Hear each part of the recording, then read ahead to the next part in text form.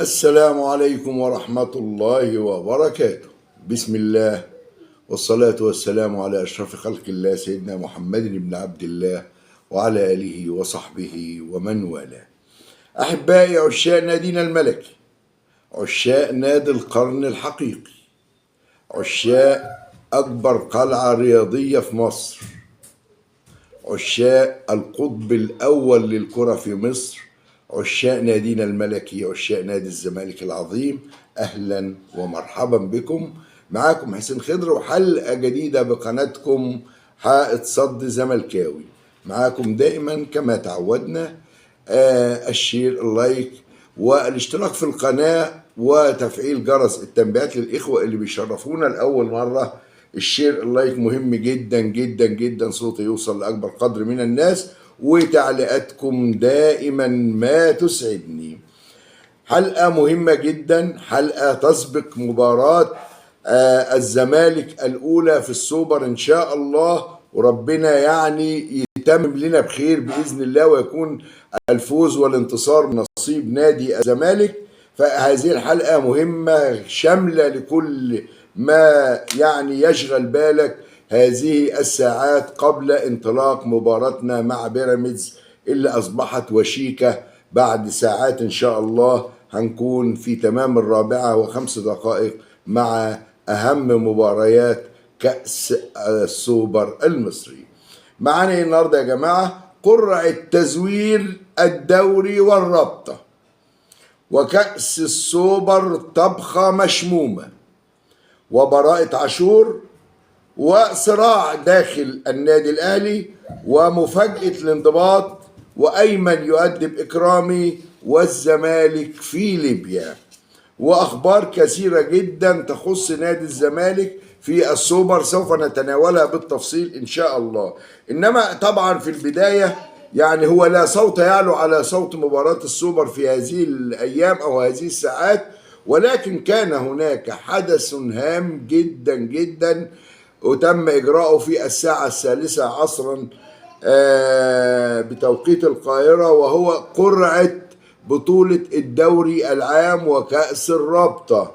ايه اللي حصل؟ وكلنا شغف عايزين نشوف ايه الجديد، ايه اللي هيحصل.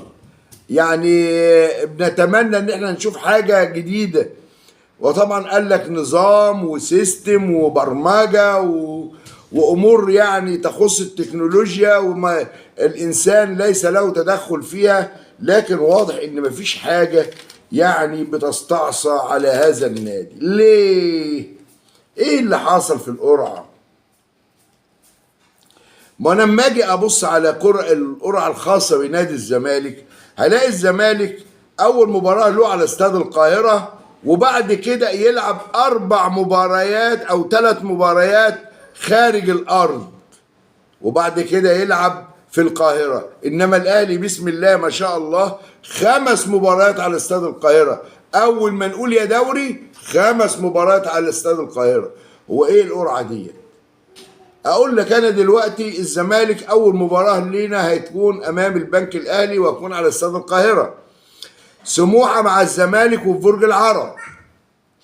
غزل المحلة والزمالك، طبعا غزل المحلة خلي بالك يعني سموحة مع الزمالك يعني في برج العرب، وبعديها من اسكندرية إلى المحلة غزل المحلة مع الزمالك في غزل المحلة. وطبعا كلنا عارفين إن الأهلي ما بيحبش يلعب في المحلة، عشان كده مش هيلعب في المحلة نهائي. الزمالك مع المصري وده اوريدي اوتوماتيك في برج العرب، وانا مش عارف لحد دلوقتي ايه ذنب الزمالك. وهذه المباراة المفروض تكون دي بتاعت الزمالك. الزمالك وسيراميكا ده في استاد القاهرة. الزمالك مع او طلائع الجيش مع الزمالك هتكون في الكلية الحربية، والزمالك وحرس الحدود القاهرة. الزمالك والاتحاد السكندري في القاهرة. الزمالك مع مودرن سبورت في القاهرة، والزمالك مع الجونة في القاهرة، والزمالك مع بيراميدز ده خاص ببيراميدز هيكون في 30 يونيو، والزمالك مع الاسماعيلي في القاهرة. الزمالك او فاركو والزمالك هيكون في برج العرب، والزمالك وبتروجيت في الاسبوع ال 14 في القاهرة. الزمالك والاهلي هيكونوا في الاسبوع ال15 في القاهره، وبعد كده الزمالك وزد في استاد القاهره، واخيرا الزمالك مع انبي في استاد المقاولون العرب. دي جدول مباريات نادي الزمالك. اما مباريات النادي الاهلي فهي طبعا هيفتتح الدوري بمباراته مع سيراميكا. يعني معنى كده ان الاهلي هيلاعب سيراميكا ماتشين ورا بعض. الاهلي هيلاعب معاه في السوبر، والماتش اللي بعديه برضه هيكون مباشرة. يعني الاهلي مع سيراميكا، وبعد كده الاهلي مع العين، وبعد كده الاهلي مع سيراميكا. حد فاهم حاجة؟ يا ريت اللي فاهم يقول لي، يكتب لي في التعليقات. مباراتين متتاليتين محليين مع سيراميكا ان شاء الله للنادي الاهلي. اي حد فاهم حاجه في الموضوع ده يكتب لي في التعليقات. فالاهلي مع سيراميكا في بدايه الدوري العام على استاد القاهره. زد مع الاهلي في استاد القاهره.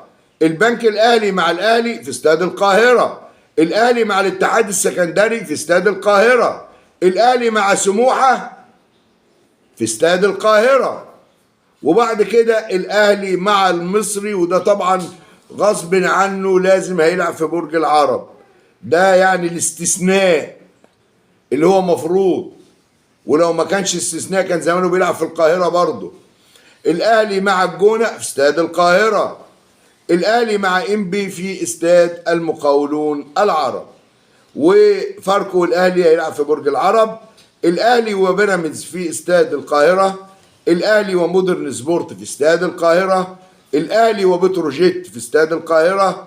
الاهلي وغزل المحلة في استاد القاهرة. الاسماعيلي والاهلي في برج العرب. وبعد كده مع الزمالك طبعا في الاسبوع ال15، وبعد كده يلعب مع حرس الحدود، يخرج بقى برضه في برج العرب. واخيرا الاهلي مع طلائع الجيش في استاد القاهرة. يبقى احنا دلوقتي اترتب الموضوع. ريحة عامر حسين ما زالت موجودة يا جماعة.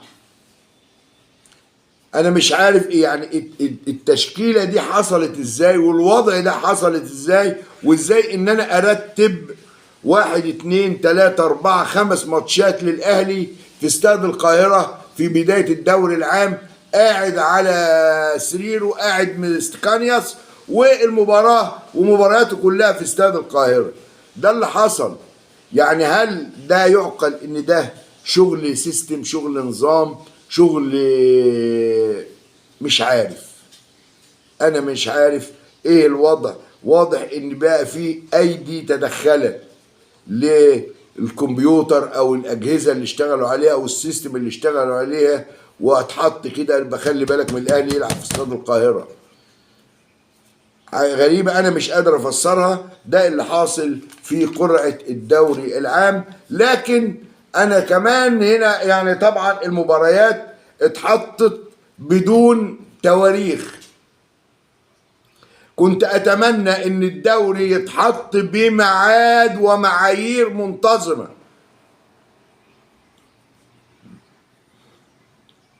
ما انت بتدخل للسيستم ارتباطات المنتخب، ارتباطات الانديه، الوضع، وفرق الايام اللي هم بيقولوا عليها تبقى 5 ايام. كان المفروض ان الدوري ده يطلع لي شامل التواريخ. كونه ان هو مش شامل التواريخ يبقى احنا بنهرج، يبقى ده اسمه تهريج.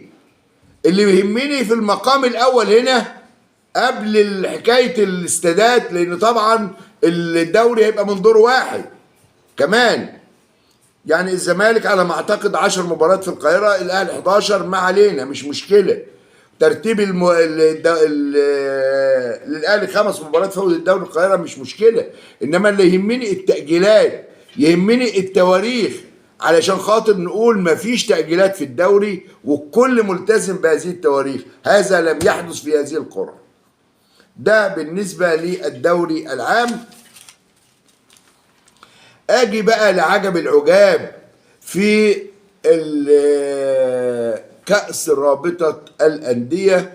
وطبعا اختراع جديد عملوه لكأس الرابطة، وهو انهم قسموا ال 18 نادي الى 4 مجموعات، مجموعتين 5 فرق ومجموعتين 4 فرق. على طول انت وانت مغمض كده، مين اللي هيبقى في ال5 فرق؟ على طول هيبقى الزمالك. ومجموعة نارية كمان. وتعالى اقول لك وطبعا الزمالك في المجموعة الاولى. المجموعة الاولى فيها مين؟ الزمالك وسموحة، شوف الشغل، ومودرن سبورت اللي هو فيوتشر، وبتروجيت، والجونة. ادي ال5 أندية اللي هي في المجموعة الاولى، يعني ضرب نار. والمجموعة الثانية اللي هي هتقابلها، اللي هو يعني هياخدوا من بعض، الثاني يقابل الاول وهكذا. المصري البورسعيدي، سيراميكا كليوباترا، زد. ادي المجموعة اللي بتواجه نادي الزمالك كمان، والبنك الاهلي وغزل المحل. ادي المجموعة الثانية، ضرب نار. هما دول المجموعتين الاقوياء في المجموعات الاربعة. تعال بقى نروح للاهلي بقى، اللي هم 4 فرق، يعني حتى كمان 4 فرق وعاملينهم حاجة يعني بسم الله ما شاء الله. الاهلي معاه مين؟ طلائع الجيش، انبي، فاركو. والنبي ده كلام. يقابلها في المقابل بقى بيراميدز، اتحاد السكندري، الاسماعيلي، حرس الحدود. يعني نو كومنت، مش هنعلق بقى. ده الوضع القائم اللي هو حصل في الرابطة والدوري. وطبعا الانسحاب من الرابطة بقى رفعوا إلى 2 مليون جنيه. الفائز في الرابطة هيحصل على 1.5 مليون جنيه، والتاني هيحصل على 1 مليون جنيه، وكل نادي مشارك في هذه البطولة هياخد 100,000 جنيه. ده بالنسبة لقرعة الدوري العام وكأس الرابطة. أروح بقى على الكأس المشمومة، كأس السوبر المشمومة. واضح يا جماعة إن يعني العمل يجري على قدم وساق لإزاحة نادي الزمالك من هذه البطولة، أو بالأحرى وبالمعنى البلدي كده الفصيح، لازم الأهلي ياخد هذه البطولة. يتم التنسيق بين القاهرة وأبو ظبي في إن البطولة دي تكون لصالح النادي الأهلي. وطبعا يعني أبو سويلم، أبو لسان زلف كلمة في هذا المجال، وكل اوعى تفتكروا ان الكلام ده يعدي ويمر مرور الكرام، مستحيل. اما طلع وقال لك ايه؟ مستحيل الاهلي يخسر بطولتين ورا بعض. قال له ده انت خلاص حددت وايقنت وجبت من النهايه. ده اللي بيجرى الان، لان اي حاجه غير كده الامور صعبه. انا مش هتكلم، انا ما عنديش يعني القدره ان انا اتكلم في مواضيع كبيره، انما الوضع القائم حاليا هو ان الاهلي حتما ولا بد يحصل على هذه البطوله. ازاي بقى؟ بالطرق بتاعتهم الملتويه. انتوا عارفين ان الاهلي كان معترض على التحكيم المصري، وقال لك ايه؟ طلع اعضاء مجلس اداره اتحاد الكره، وقال ان الاهلي وافق على الحكام المصريين بشرط ان يبقى فيه رئيس لجنه حكام اجنبي. الموضوع مش كده. وايه يعني ان انا يعني العب لو في مش عارف ايه، لو هتعملوا لي ايه؟ هو ايه الشغل ده؟ المهم اللي انا عايز اقوله هنا ان العب بالحكام المصريين يا اهلي، كل شيء متظبط، كل شيء يعني تحت السيطرة. عشان كده الاهلي بيلعب بحكام مصريين، والطاقم اللي احنا قلنا عليه يعني الغريب العجيب فيه ان كلهم اهلاويه، وكلهم هيلعبوا لصالح الاهلي. محمد معروف، امين عمر، ومحمود ناجي، ومين كمان، واحمد الغندور. وعلى الفار اتنين، انا ما اعرفش اتنين ازاي يعني مباراتين، مباراه هنا ومباراه هنا، المفروض بيبقى فيه حكم فار ومعاه مساعد. ازاي يعني؟ ما يبقى ما فيش مساعدين يعني، ولا ايه الحكايه؟ ولا هياخدوا واحد من الحكمين التانيين بقى اللي باقيين، ما هو ياخدوا اتنين ويطلع حكمين يشتغلوا معاهم في الفار؟ الله اعلم. وطبعا في الفار عاشور والفرحان، دول اللي موجودين على الفار فقط لا غير. ده اللي هنشوفه خلال الساعات القادمة. وطبعا الأهلي الزمالك هيلاعب بيراميدز الساعة 4. ليه؟ ما تعرفش. وليه الزمالك يلاعب بيراميدز؟ ليه الأهلي ما يلعبش بيراميدز؟ ليه؟ في أي لائحة؟ هل في اللائحة الكلام اللي هم عاملينه؟ طيب ما فيش لائحة، في قرعة؟ ما فيش قرعة. طب ليه الزمالك يلاعب بيراميدز والاهلي يلاعب سيراميكا؟ طب ليه حتى على الاقل يا اخي الزمالك ما لعبش الاهلي؟ ما هو كان هيبقى اسهل بكتير من بيراميدز. وبعد كده في النهائي لكل حدث حديث. انما الاهلي يلاعب الفريق الاضعف ويلعبه الساعة 8 بالليل، والزمالك يلعب الساعة 4 ومع الفريق الأقوى. أمور غريبة، أمور غريبة بتحاج ضد نادي الزمالك، ولسه هنشوف الباقي إيه. فأنا من هنا شامم الطبخة مشمومة، لأنه طبعا يعني الوضع إزاي الأهلي يخسر كأس السوبر من الزمالك، سوبر القرن، إزاي ناصر منسي يعني يرقدهم كده نايمين كده ايه تعبانين. الناس عايزه تفوق والاهلي عايز يفوق، فعشان يفوق يبقى لازم ياخد السوبر. وحسنا فعل تصريح الكابتن احمد سليمان لما قال ايه؟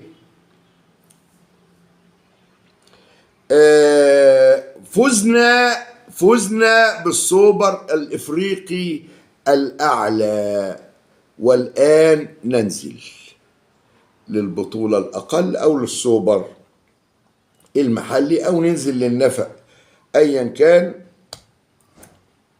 ونتمنى أن تكون الإمارات فأل حسن على نادي الزمالك إن شاء الله وبإذن الله. إن شاء الله، إن شاء الله وبإذن الله البطولة لنادي الزمالك.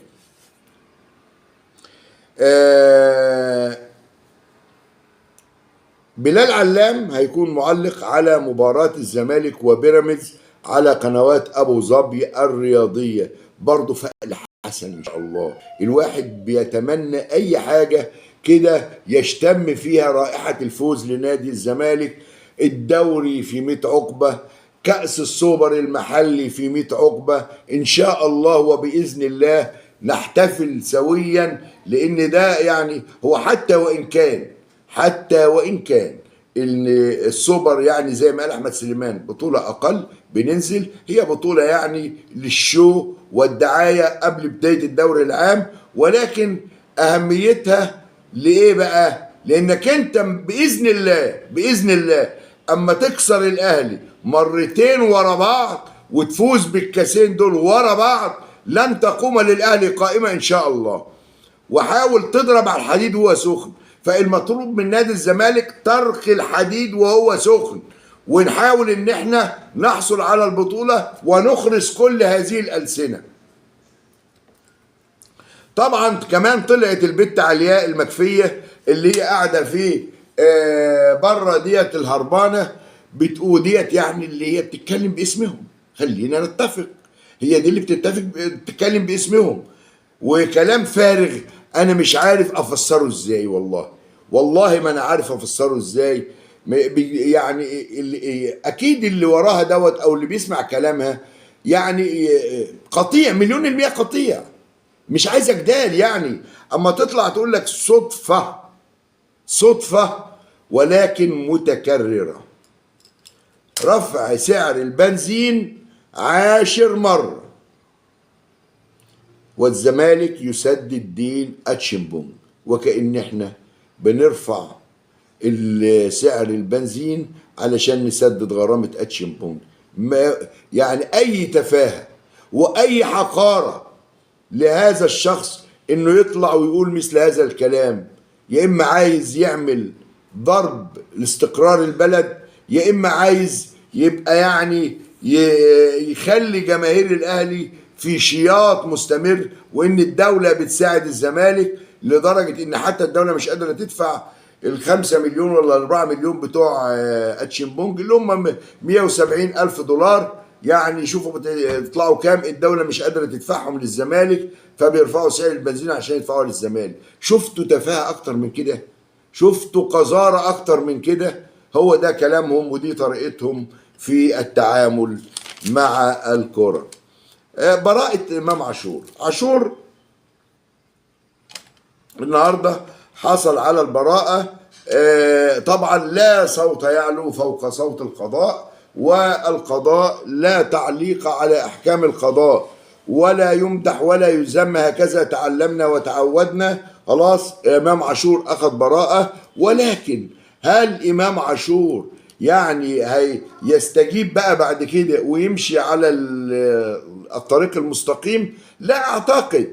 ليه؟ ده هو لسه قبل حكم البراءة كان عامل مع الصديق الحميم، واللي هم يعني مقطعين الدنيا حب مع بعض، يعني تقدر تقول زوج وزوجته ما فيش بينهم اي مشاكل. يتطرق الوضع الى ان التشابك مع بعض والتلاسن، واتكلمت عن الكلام ده امبارح، وعقوبات على كهرباء. وطبعا عاشور يعني تقدر تقول انتهى شهر العسل بينه وبين كهرباء، هما الاثنين يعني يعتبروا على مشارف يعني الهاوية مع هذا النادي. وده جزاء اللي يقدر اللي يعمل حاجة ضد نادي الزمالك. نادي الزمالك يا جماعة كبير جدا جدا، الناس اللي بتعمل الكلام دوت ما تعرفش العواقب الوخيمة اللي بيتعرضوا ليها، وأمثلة كثيرة جدا جدا جدا على مثل هؤلاء. عايز أروح بقى لتصريحات يوريسيتش والمحترم جوزيه جوميز. طبعا يوريسيتش ده اللي هو مدرب نادي بيراميدز قال انا جاي اكسب الزمالك واخد البطوله. يا جدع عيب، عيب الكلام ده. يعني المفروض انك انت يعني لازم تدي الزمالك قدره ومقداره. يعني ايه جاي تكسب الزمالك وتاخد البطوله؟ طبعا ده شيء بقى يعني مش مزعلني، لا ده ببساطه انك انت يعني حاطط في دماغك حاجات غير الواقع، هتفاجأ بها ان شاء الله في ارض الملعب. وده طبعا ده كان تصريح يوريسيتش المدير الفني لنادي بيراميدز. انما يعني وكمان بالنسبه لهذا المدرب لما دخل للمؤتمر الصحفي لقى كم هائل من الصحفيين يعني الناس اللي هم بيستقبلوهم في المؤتمر الصحفي. قال لك ايه الكلام ده؟ انا عمر ما شفت الكلام ده يا جماعه. ايه ده؟ ايه الناس دي كلها؟ طبعا ما شافش الكلام ده. ليه؟ لان ده نادي الزمالك يا حبيبي. يعني لازم نادي الزمالك اللي لازم تعرف قدره ومقداره. فقال لك احنا جينا الفوز والفوز بالبطوله. قال لك راضي تماما عن الصفقات، وجماهير نادي الزمالك اللي هي تكون 25,000 موجودين في المدرجات دول ممكن نقدر نخليهم حافز لنادي بيراميدز. اما الراجل المحترم اللي بيقدر كل شيء فكانت تصريحاته معتدلة، محترمة مهذبة بتنم عن إنسان بيفكر بنظام، يعني بترتيب، مش أي كلام. فالراجل قال لك بالنسبة لدونجا، المسؤول عن دونجا، قال لك دونجا اتصاب مع منتخب مصر وبنحاول تجهيزه للمباريات القادمة، يعني ان هو بالمعنى البلدي كده مش هيكون موجود معانا في مباراة بيراميدز. نتمنى انه يكون موجود معانا في المباراة النهائية بإذن الله بعد أن يكتب لنا الفوز بإذن الله على نادي بيراميدز. قال كمان احنا بنخوض بطولة مهمة جدا وفريق وبنقابل ونواجه فريق من أهم فرق الدوري اللي هو نادي بيراميدز. شفت الراجل بيحترم الفرق قد إيه. ولما اتسأل من الصحفيين عن خسارته للوديات اللي خاضها، قال يستعجب من السؤال، قال لك وانا لو كنت كسبت هذه المباراة كنت هتسألني السؤال ده؟ طبعا الراجل حكيم وقال لك انا كل ما يهمني هو الوقوف على مستوى اللاعبين وتجهيزهم لمباريات السوبر القادمة ان شاء الله. طبعا قال انا لا افكر في النهائي حاليا، كل هم وشغل حاليا دلوقتي منصب على مباراة بيراميدز. ده الكلام اللي انا قلت لك في الفيديو السابق.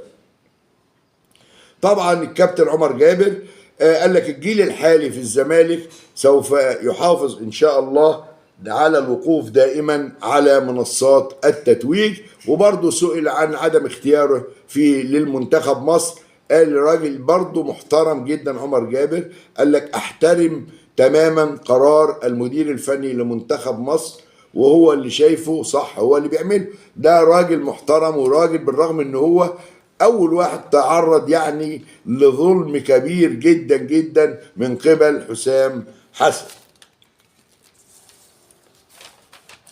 نروح بقى لصراع داخل الاهلي وحكايه دايما يا جماعه في كل المباريات اللي كان بياخدها نادي الزمالك ضد النادي الاهلي بتلاقي الخطه والتشكيل واللاعبين اللي هيلعبوا وطريقه اللعب والكلام ده كله موجود عند جوميز وبالتفصيل، وبدأت التسريبات تشتغل وبدأت في صور كمان تطلع لتدريبات النادي الأهلي. الأهلي دلوقتي في صراع بيدور على من هو الجاسوس، ايه اللي بيوصل الكلام ده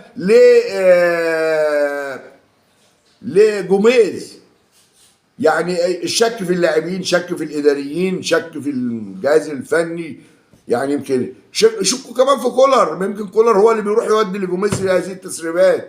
فطبعا الاهلي في صراع دائم مع اوضه اللبس وعايزين يعرفوا مين اللي بيطلع وبيسرب اخبار النادي الاهلي خارج اسوار اوضه اللبس. الخطيب طبعا اجتمع مع اللاعبين وقال لهم يعني مفيش يعني قدامنا غير ان احنا نصلح ما افسدتوه في المباراه السابقه، يعني الامور يعني على اشدها داخل النادي الاهلي. كمان يا جماعه في يعني محاوله عقد جلسه كده وديه بين حسين لبيب ووجوده هناك وموجود يعني مسؤولين من بيراميدز ومسؤولين من نادي سيراميكا لتقريب وجهات النظر، لان هناك قرار سوف يتخذ بعد هذه البطوله وغلق باب القيد بمنع التعامل تماما مع كل هؤلاء الانديه، وان شاء الله يكون بيان وقرار يعني يشفي غليل كل الزملكاويه، لان ما تعرض له الزمالك من هذه الانديه شيء صعب. هم بيحاولوا انهم يوجدوا اي حل من الحلول لتقريب وجهات النظر والوفاق بين الزمالك وبين هذين الناديين، ولكن اعتقد ان هذه الامور لن تؤتي بثمر. عايز اروح بقى لايمن عبد العزيز واكرامي. انا مش عارف ايه اللي بيحصل للاعيبه الاهلي او اي مسؤول اعلامي اهلاوي او اي مسؤول في النادي الاهلي، يعني عندما يذكر الزمالك اكبر قلعه رياضيه في مصر وتبص تلاقي الهياج اشتغل. اكرامي بقى يعني خرج، انا كنت بقول الراجل ده والله يعني معتدل، لقيته يعني حاجة تانية خالص. واضح بقى السن ولا اي حاجه من هذا القبيل، لانه ابنه يتمتع بالهدوء، بيتكلم برزانه. انما اكرامي بيتكلم باسلوب حاد. وطبعا الكابتن ايمن عبد العزيز مسحه لما بيقول له يعني انتوا اكبر قلعه رياضيه في مصر. قال له ابا عبد العزيز، قال له احنا اكبر قلعه رياضيه في مصر. احنا عايزين، احنا كده، احنا عايزين كده. قال له ازاي يعني؟ يعني عندكم منشآت، يعني عندكم فروع كبيره؟ ده احنا عندنا ثلاث فروع وبنعمل في الرابع. لا، رد عليه مهاب اللي هو بيحاول يولع في الحلقه، قال له لا يا كابتن، ده هم اربعه. قال له طيب كويس انك انت قلت لي، انت فهمتني حاجه، ده هم اربعه. طيب فرد عليه والله رد جميل جدا جدا من ايمن عبد العزيز. قال له ما في سوبر ماركت كتير، وفي سوبر ماركت واحد بيبقى افضل من كل هذه المجاميع، يعني من الفروع بتاع السوبر ماركت. انت بتشبه الاهلي بالسوبر ماركت؟ قال له هو بيشبه الاهلي بالسوبر ماركت؟ هو بيقول له يعني ما، يعني انت هتقول لي انك انت بفروعك هتبقى اكبر قلعه رياضيه في مصر؟ لا مش كده. واكرم قال انتوا بتكذبوا الكذبه وتصدقوها. طيب احنا بنكذب الكذبه ونصدقها، طب وانتوا بقى بتسرقوا السرقه وتقولوا بتاعتنا؟ يا جدع خليكم يعني عندكم حكمه شويه. ولما انت قلتوا الاهلي اكبر نادي في الكون، كون ايه يا ابني؟ ولا في المجره ولا المنجره ولا ايه اللي انتوا بتهببوه ده؟ كاكبر نادي في الكون، اكبر نادي في، ما تقولوا يا عم زي ما انتوا عايزين. احنا نادينا ده، احنا نادينا اكبر قلعه رياضيه في مصر، احنا اكبر قلعه رياضيه في العالم، احنا حرين يا اخي. احنا القطب الاول في مصر، وهذه حقيقه. لما يقول لك بطولات، بطولات ايه؟ ما تيجي تشف البطولات بتاعتك ديت وتطلع منها التعريض والبلاوي السوداء اللي بتتعمل. شوف انت بتاع كام بطوله. فحسنا فعل ايمن عبد العزيز في ردوده القويه. طبعا الامور وضت شد جامد بين ايمن عبد العزيز واكرامي، كان موجود معاهم ايهاب الخطيب. يعني كنت ثلاثه اهلاويه، مهاب ولا مذيع دوت وايهاب الخطيب، ومعاهم اكرامي، وما كانش موجود غير ايمن عبد العزيز. مفاجأة الانضباط يا جماعة، او حيرة الانضباط. الانضباط محتار يعمل ايه؟ واللي حصل يا جماعة ان طبعا تقرير الحكم بتاع مباراة الزمالك والمصري لم يتضمن ان جوميز دفع عاطف حسين الحكم الرابع. لانه يتضمن ازاي؟ ما هو لو تضمن يبقى تطرده، يبقى انت بتناقض نفسك. لو قلت كان في كذا يبقى انت بتناقض نفسك. طبعا المراقب هو اللي سلط عاطف حسين على انه يكتب تقرير، وطبعا يوديه لجنة المسابقات عند الاخ عامر حسين طيب الله ثراه، وراح الى حيث رجعه. فالافندي بقى عاكك حسين ولا عامر حسين اخذ هذا التقرير ووداه لجنة الانضباط. على اي اساس؟ لجنة الانضباط في حيرة. طيب انا اعاقب ازاي؟ طب انت يا استاذ الفاضل لما انت بتتكلم عن عقوبة من الانضباط، ده قرار بيتخذ في ارض الملعب بطرد المدير الفني، وده ما حصلش، يبقى ادي حكم ازاي؟ وحاليا انا طبعا ما اقدرش اعمل حاجة غلط. دول ناس قضاة، ناس مش هتشتغل بقى شغل عك في عك. فالواضح ان لجنة الانضباط عايزة ترجع هذا التقرير الى لجنة المسابقات. ليه؟ لسبب بسيط جدا، انك انت بتاع لجنة المسابقات عندك اللائحة. انت بتجيب لي دي ليه؟ ما انت عندك اللائحة بتقول اللي يزق، اللي يضرب، اللي يعمل، ده مباراتين، ده 4، ده 6، ده 8. عندك اللائحة، جايبها لي ليه الانضباط؟ فطبعا كلام فارغ.